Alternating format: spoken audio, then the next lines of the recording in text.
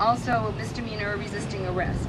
Now those charges were dropped when witnesses and videotape came forward showing that the police drove recklessly into a crowd of unarmed civilians. But my son is still in jail.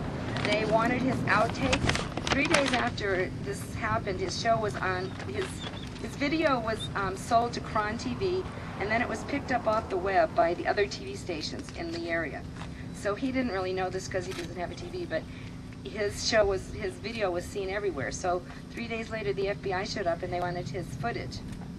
And he said, well, I have to talk to my lawyer. And he called the National Lawyers Guild, and they said, tell them they need a subpoena. So that's what he did. He told them they needed a subpoena. In January of last year, they arrived with a subpoena asking for his computer, his hard drives, his video equipment, his editing equipment, his cameras, his the outtakes, the whole tape, and his testimony. Well, for Josh, the big sticking point here really wasn't the tape, although that's what it's made out to be. It was the testimony, because he feels very strongly that they want him to name names. The protest was put on as much as it can be put on, but it has a big banner that says anarchist something, anarchist organization, which seems kind of an oxymoron, but at any rate, the anarchists were putting on this protest.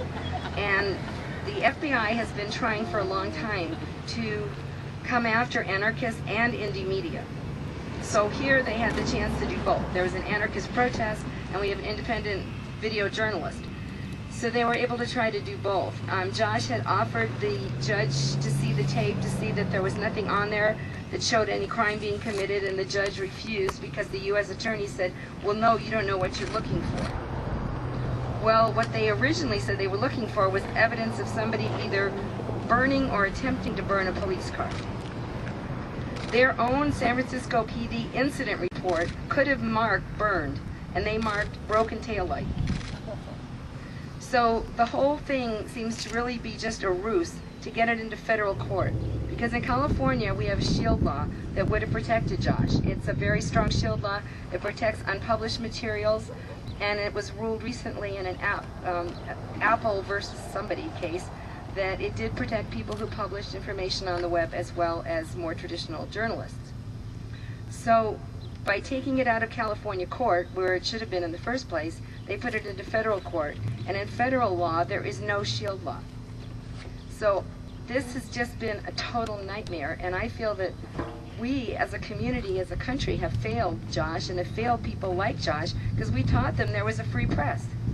And now I'm a third grade teacher and I'm still telling my kids there's a free press because it says so right in our social studies book. And at the same time, my 24-year-old son has been in jail for over 200 days because he's not willing to testify to say who he knows that was at this demonstration. And he remembers being told right here at Wrightwood School that the difference between our country and other countries is that they put journalists in jail and we don't. Well, I guess he was wrong. And I didn't realize this either. If you have a chance to see Frontline, and it's probably still on their website, Frontline did an incredibly great series on the assault on the free press, and they've done 1, 2, and 3, and Josh is featured predominantly at the very end of the second one, but number 1 really builds up, helped me understand how this could happen, and what the Supreme Court decisions were that kept us from having a free press. So my focus is to not just, of course, try to get Josh out of jail, which is my major focus, but he says he's doing this so that other journalists won't have to go to jail. And that's a very idealistic statement, and I know he truly believes that.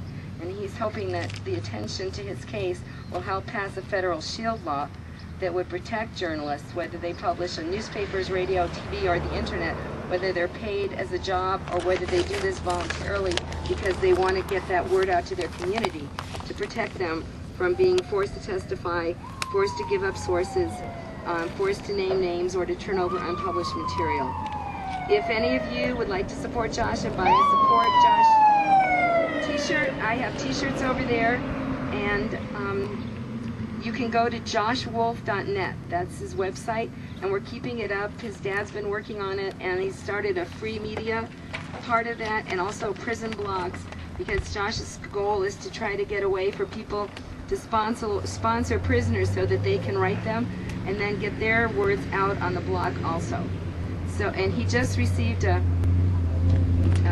Northern California Society of Professional Journalists Award, the James Madison Freedom of Information Award for online journalism, because of the work that he's continuing to do from prison. So just keep him in your prayers and thoughts. Yes,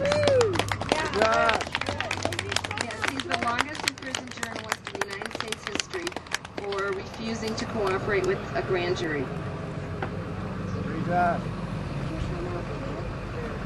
Oh, thank you, Liz. When I wore this t-shirt that says Free Josh Wolf on it to the demonstration in Los Angeles yesterday, I was really proud to be able to tell people that he's from our town, Wrightwood, and his mom lives here. And I was very proud about that. Before we mail our letter, has everybody signed this letter who'd like to? No, bring it around. All right. Hold up your hand if you haven't yet signed it, so we can get your names on it. Yes, you can too. I've been asked over the last couple of weeks, as I've been telling my friends about this rally and urging them to attend, they tell me, or they ask me, what good does it do? Why should I come out there? Nothing happens. I want to point out that this rally in Wrightwood, about the garage? Yeah. Say it now. Okay. She just reminded me to say what needs to be done right now. Josh is asking people to write letters to the U.S. Attorney, Scott Schools, joshwolf.net. And if you go to joshwolf.net, then you click on the press and information resources, it tells you how to write a letter to the U.S. Attorney, Scott Schools. Because the case is still somewhat in mediation, there's some hope there, and also because if not, they can maybe get some pressure on him to drop the case or something. So he is taking the place of Kevin Ryan, and you can, the email address is there, it goes to his secretary right now, and then if you can send a hard copy, and that would just be great. The more letters we can get saying this case is ridiculous, it's an assault on civil liberties, please drop this